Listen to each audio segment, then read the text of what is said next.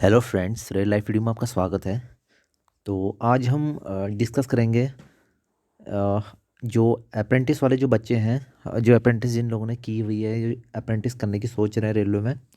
तो उन लोगों के लिए एक बेहद इम्पोर्टेंट नोटिफिकेशंस या ये कह सकते हैं कि बेहद इम्पोर्टेंट न्यूज़ उन लोगों के लिए। तो काफ़ी जिनका अभी हाल ही में अप्रेंटिस का कोर्स पूरा हुआ है या जो अप्रेंटिस कोर्स का फॉर्म भरे हुए हैं, तो उन लोगों के लिए इम्पोर्टेंट रहेगा ये।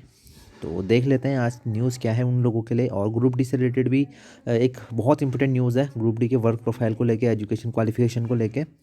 तो आप लोग एंड तक बने रहे वीडियो में। तो वीडियो की शुरुआत करते हैं, और वीडियो अगर पसंद आए तो लाइक कर देना और चैनल को सब्सक्राइब कर देना।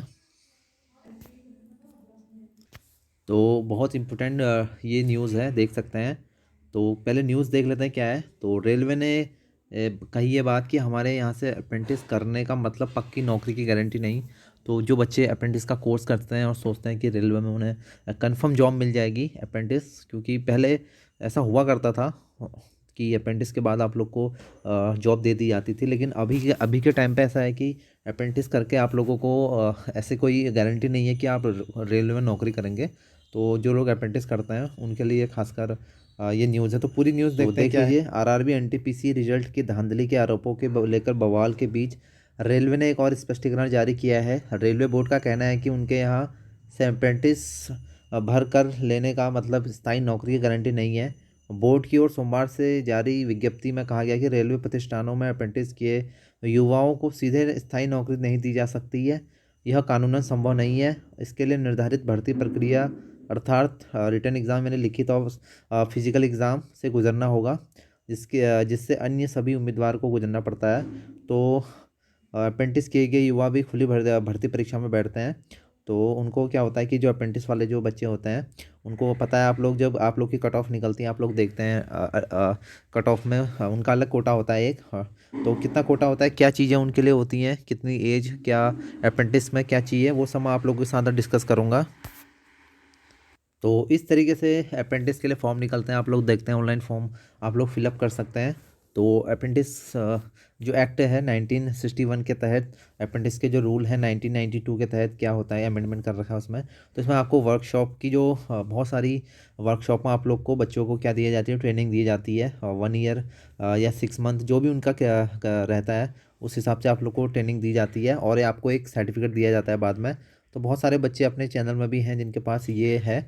तो इसका क्या फ़ायदा है, कुछ फ़ायदा है नहीं है। और क्या क्या देखो चीज़ें होती हैं, देख लीजिए यहाँ पे।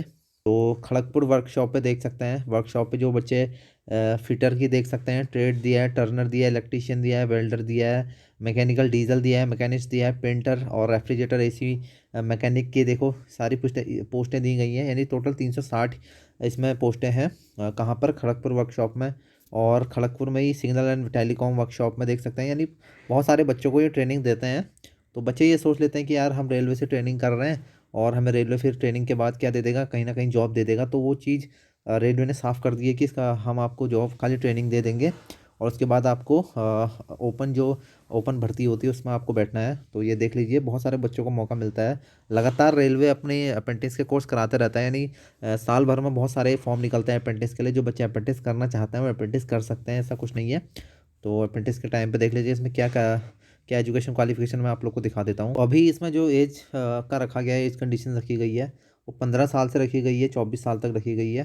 तो 15 से 24 के बीच में आप लोग इसमें भर सकते हैं। और इसमें SC ST के लिए देख सकते हैं 5 साल का रिलेक्शन होता है और 3 साल का रहता है OBC के लिए, और 10 साल का रहता है फिजिकली जो हैंडीकैप कैंडिडेट है, और 10 साल का रहता है तो एक्स एजुकेशन क्वालिफिकेशन क्या है देख लीजिए, काफ़ी बढ़िया इसमें रहता है। 10+10 तो देख लेता है मैट्रिकुलेशन, और या 10+2 एग्जामिनेशन सिस्टम के अंदर आप अगर 10th पास हैं तो आप इसको फिल कर सकते हैं। और मिनिमम 50% ऑफ 50% आपके मिनिमम होना चाहिए। और प्लस क्या है, ITI पास होना चाहिए और सर्टिफिकेट होना चाहिए किसी in the trade of apprentice to be done. तो जो NCVT से आपका ITI किसी एक ट्रेड से होना चाहिए। तो इसके लिए बहुत अच्छा है ये। तो बहुत इंपॉर्टेंट देख सकते हैं नोटिफिकेशन है, जिसमें साफ 20% जो वैकेंसीज़ का जो फिल करी जाएंगी वो जो लेवल 1 की होंगी वो इसी से की जाएंगी। जो कोर्स है अप्रेंटिस CCA से द्वारा जो अप्रेंटिस से भरे गए बच्चे हैं उनको मौका दिया जाएगा वहाँ पे। तो उन लोगों का क्या होता है कि एक क्वालिफिकेशन मार्क्स उन्हें क्या करने पड़ता है, मिनिमम क्वालिफिकेशन मार्क्स को क्या करना पड़ता है, क्लियर करना पड़ता है। तो देख सकते हैं बहुत ज़्यादा कम इन लोग की कट ऑफ जाती है। आप कोई भी जोन का उठा के देख लीजिए, अप्रेंटिस वालों की जो कट ऑफ गई है बहुत कम जाती है उसमें। तो जो अप्रेंटिस किए हुए बच्चे हैं तो 20% डायरेक्ट उनके लिए अलग से रखा जाता है। तो आप अगर किए हुए हैं तो आपको बहुत सारे बच्चे हैं इसमें, तो कमेंट करिए अगर आप लोग अप्रेंटिस वाले बच्चे हैं तो उन लोगों को बहुत फ़ायदा मिलता है यहाँ एग्जामिनेशंस में। और एक इम्पोर्टेंट न्यूज़ है रेलवे ग्रुप डी से रिलेटेड, तो देख लीजिए क्या है न्यूज़। तो कह रहा है कि बीटेक एमबीए नहीं, रेलवे को चाहिए आईटीआई पास। और क्यों चाहिए, रेलवे में बड़ा मामला है, ये गैंगमैन का मामला है, जो ट्रैक मेंटेनर्स होते हैं उनका ये मामला है। और उनमें क्या काफ़ी दिक्कत होती है ट्रैक मेंटेनर्स की पोस्ट के लिए, और क्या दिक्कतें हैं मैं आप लोग को बताऊँगा। तो देख लीजिए, पहले न्यूज़ पढ़ लेते हैं पूरी। तो न्यूज़ देख लेते हैं कंप्लीट। तो क्या लिखा है, 5 किलो का हथौड़ा लेकर पटरियों में पेट्रोलिंग और मरम्मत करने वाले गैंगमैनों में अब बीटेक और एमबीए जैसे अभ्यर्थियों से रेलवे परहेज करेगा। विभाग अब आईटीआई पास और अप्रेंटिस प्रमाण पत्र वाले अभ्यर्थियों को गैंगमैन जैसे पदों पर भर्ती करेगा।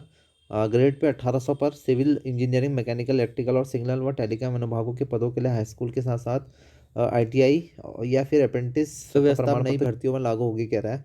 तो नई व्यस्त भर्तियों पे ये व्यवस्था अभी, जैसे अभी की भर्ती पे नहीं होगी, आप लोग टेंशन मत लीजिए। अभी जो भर्ती चल रही है उस पर नहीं होगा। जो आने वाली भर्तियां हैं, जैसे अगले 3-4 साल में जो बाद में भर्तियां आएंगी, उन भर्तियों को लेके बात हो रही है।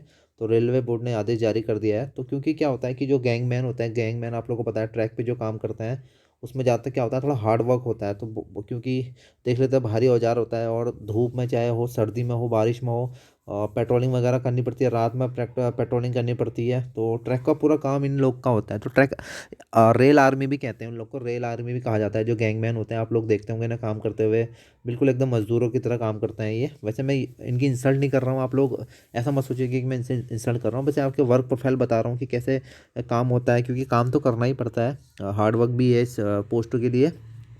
तो बहुत भाई लोग अभी इस पोस्ट पे आए हैं, तो आप लोग डिमोटिवेट ना हो। मैं बस आप लोगों के साथ क्लेरिफिकेशन रख रहा हूँ।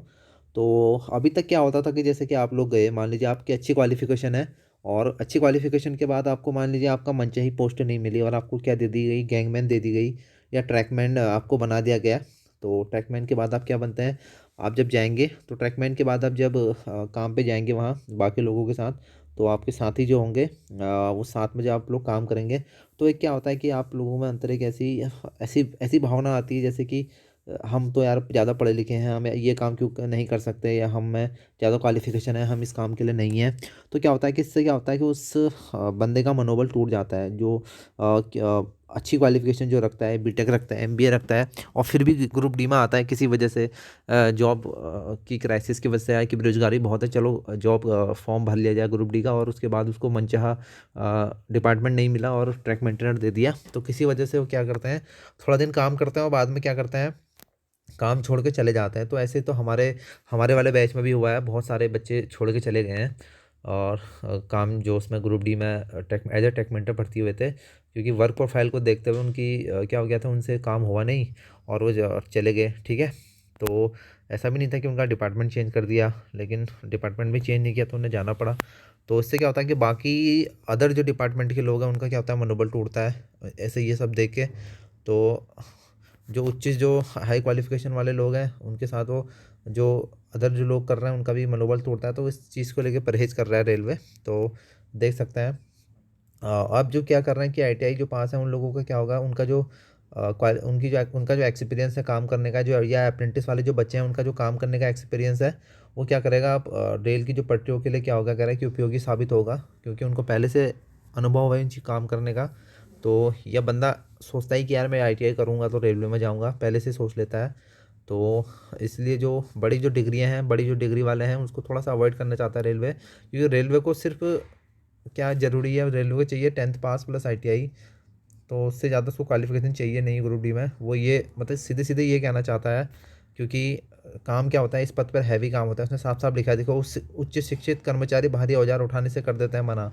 और ये बात भी सही है, नहीं बहुत सारी जगह देखा गया है कि नहीं उठाते हैं वो लोग, नहीं काम करते हैं। तो उससे क्या होता है कि और लंबी छुट्टी चले जाते हैं, छुट्टियाँ चले जाते हैं, छुट्टी जाते हैं, काम पे नहीं आते हैं, काम पे काम अच्छे से नहीं करते हैं। तो उस वजह से क्या होता है कि काम पे असर पड़ता है। तो रेलवे वो चीज़ नहीं चाहता है कि उसका काम पे असर पड़े। तो इसलिए वो क्या कर रहा है कि ITI पास ये चीज़ जो लागू होने वाली है इसी वजह से लागू होने वाली है। और इसी वजह से जो गैंगमैनों की जो शॉर्टेज है, यानी गैंगमैनों की जो व्यवस्था में शॉर्टेज है।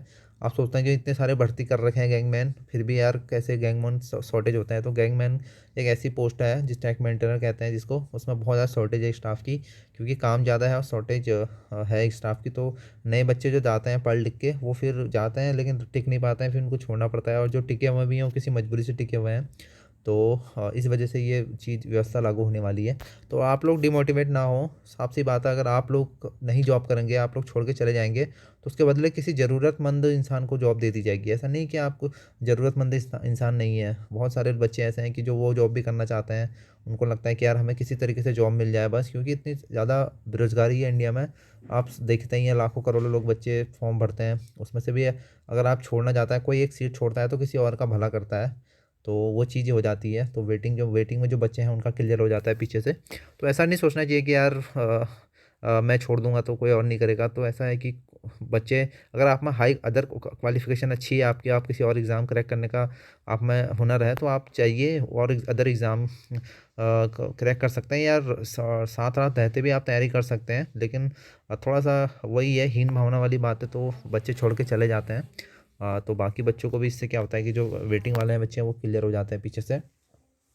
तो ऐसा नहीं सोचना है आप लोगों से, जो तैयारी कर रहे हैं बच्चे, अभी डिमोटिवेट होने की ज़रूरत नहीं है, क्योंकि अभी के टाइम पे बच्चे इतने मेहनत कर रहे हैं, सोच रहे हैं कि यार किसी तरीके से कोई भी पोस्ट हमें मिल जाए, क्योंकि इतनी घर की इतनी स्थिति ख़राब है बच्चों की। बहुत सारे बच्चों का मेरे को मैसेज आता है, सर बहुत ख़राब है स्थिति हमारी। तो उस लिहाज से तो बहुत ये पोस्ट भी उनके लिए अच्छी है।